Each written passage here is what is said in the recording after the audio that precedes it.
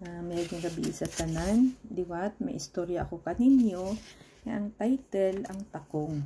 Ang diyang istorya, sang kakoleksyon sa akin nga libro, nga may title nga ang Sugidanan Kasadok, nga gin-publish ka nga din nga kinaraya katong 2016.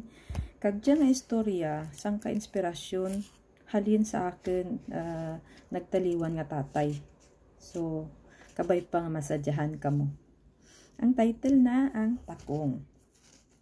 Wara pa kapamalo ang manok, bugtaw rin si Ladyo kag nakailis para magdulog sa banwa. Nakalong slip siya nga item nga may disenyo nga mga ulin nga lain-lain ang mga duag. Kag nakatakin sa ana pantalon nga layang ang sidsid. Daw si Elvis Presley gid ang pamanaw na kun hinali magtaplik-taplik ang sidsid ka ana pantalon. Bilbutom kuno dya nga sahi ka pantalon hambal ni kumpari na warling. Ginparisa na dya kapaha nga may stainless nga bakal. Dayo na pahid ka pamada sa anang buhok. Pariyo kasidsid kang anang pantalon. Nakabuklis man ang naatubang nga bahin ka ana buhok. Gintabon na ang malabog nga bangs sa nagahining-hining nga dahi. Ginduga nga na pagidpahid ka pamada ang buhok para maghining pagidya kag hindi maguba ang piluka kun huyupon kahangin. Sa ruman, bunyag ka bata ni Warling kag isaratana ka mamaninoy. Gani kinahanglan nga magdulhog sa banwa para magbakal ka takong nga sapatos. Kanugon ka na postura kung magsmagel lang tana. Nga daan sa ruman, duro kuno ang pangayaw nga mga daraga ang mamunsyon. Basi palang bay makaluyan man si Ladyo kag makahingagaw kalastrip. 40 anyos rin dya kag wara pati asawa. Sa ruman, mahimo nga malain rin ang anak kapalaran. Tagalambayagan si Ladyo, sang kamaray nga baryo nga sakop ka banwa kasi balem. Banged sa karayen, malaka pa sa pamata kang karbaw kung magdulhog dya sa banwa. Kung hindi lang banged sa tako nga isuksok na para sa ruman, tamadan raata namang latas kang kabkidan kag kasubaan. Pero tihay, parang nga sauen ang nakataya, batasen na ang karayen ka banwa. Pag-abot na sa banwa, nangilang-ngilang si Ladyo. Bahal rin gid ang ginlain ka banwa. Pirarang katuig ang nagligad halin kang urihi nga pagdulhog sa banwa. Kaduro ka mga sarakyan, nagasyunumbali lang. Daw hadlek, tana maglakted sa karsada, ay basi matrumpo tana ka mga nagahagenes nga mga tricycle kag motor. Mayad lang natabuan na ang guban ka mga estudyante nga malakted man. Nanigalet, tana para mapatengaan ka mga nagalakted. Pag-abot na sa bariligyaan, kasapatos, dayon na lantaw sa mga nakapwesto sa estante. Nagparapit ang tindira. Ano imo baklin, Choy? Pili lang, hambal kabataan nga tindira. Mga 15 anyos lang ang pangidaden. Tagpirat ako mo nga dyan ni, pamangkot ni Ladyo. May presyo dyan na, Choy, truka lang. Ang sabat ka tindira, dayon talikod para abibarin reman ang nagapasilid nga manugbakal. Ginantaw ni Ladyo sa idalam ka sapatos, may presyo tuod. 1,000. Abe, mahal gali.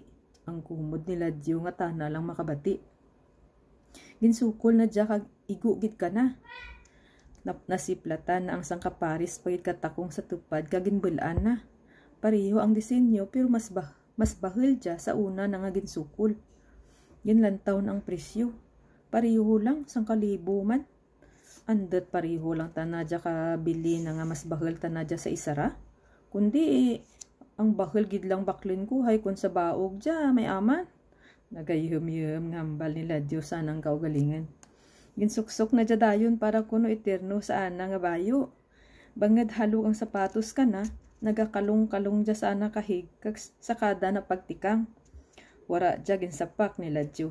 Para ka na, baskeg ang ana porma kag saruman. Sigurado gid nga may makatalupanged ka na. Kadya palang hanasen na rin ang kagalingan sa pagsuksok at takong. Kang nagapauli rin tana, nagya na sa binit kang karsada ang sangka baraligyaan kay Yilo. Nagnangagid ang baba ni Ladyo sa pagdayaw. Pinasahi nga ba idan? Sa pagkaputi, pinsar ni Ladyo. Wara na dyan hambal ka matuno kay basi hambalin tana nga manul kag bag-ulang nakakita ka pinasahi nga baidan. Nagbakal tana. Nagsampuk kid ang ana mga kiray sa pagkatingala banged gibutangan kang sa pagkarake nga labhang ang gamay nga sako nga ginsidlan kaputi nga baidan. Ginturak tana ka manug baligya. Amo nga nagpara padismular dya kag pirit nga gintago ang pagkatingala. Kang nagapatukad rin sila Diyos sa bukid, ginuba ng ana takong bangad na badlayan tana magtukad nga may nagakadul sa anang kahig. Wara pa magsangdepa nga ana pinanawan. Nakasandad sila Diyos sa bato kag nagsungo gid ang ana kuko sa kamumuo. Nagdugo dya. Baw, mayad lang na uba ko ang takong ko ba? Kunwara, takong kuraad ang napadit. Kamahal pangadaan dya. Ang wangal na nga may abay nga pasalamat. Nakaabot gid man tana sa ana balay. Pero lapaw sa tuhod ang kerukes ka ana bilbotom nga pantalon. Kag ang long sleeve na sablay rin sa ana abaga. Mahipid na nga ginbutang sa baul. Ang gamay nga sako nga may silid nga puti nga baidan. Bedlay rin basi matuipan kag bulakbiton. Hanina sa anang kaugalingan. Insilid na ang takong sa aparador kaimaw kaana ginaali-ali nga mga gamit. Nalangkag rentana para sa ruman. Manami ang iham nila Diyos samtang ginapira ang mata para magturog. Ginahanduraw na ang kalipay ni Warling samtang nagadawo kaputi nga baidan. Kag ang mga daraga nga nagamulaleng sa sangkalibo na nga sapatos. Pagkaaga, dali-dali ang nagbangon sila Diyo kag ginbuksan ang baul. Tanda dya kapasalamat na kay Warling hay gintuguroan tana kang kahigayonan nga makakita ka para nga saun. Pero sa kahangis nila Diyo, gamayan na lang natakpan ka baul ang anang alima.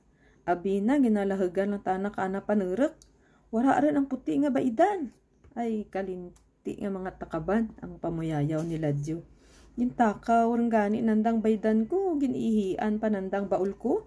Dugang nangawangal kang makita nga basa ang ana baul. Ginbilin da pa ang labhang, ako pa gali palimpihon ka dya, mga tampuhaw. Banged sa nagkaratabo, wara na dayon sila Diyo kapamunsyon. Luwas sa wara rin ta na tiinog padayaw nga puti nga baidan, hindi rin man masuksukan katakong ang ana nadusli nga kuko. Wara gid man guro ko ti swerte sa pagpangasawa ang panghakre nila Diyo. Ti namian man kamo.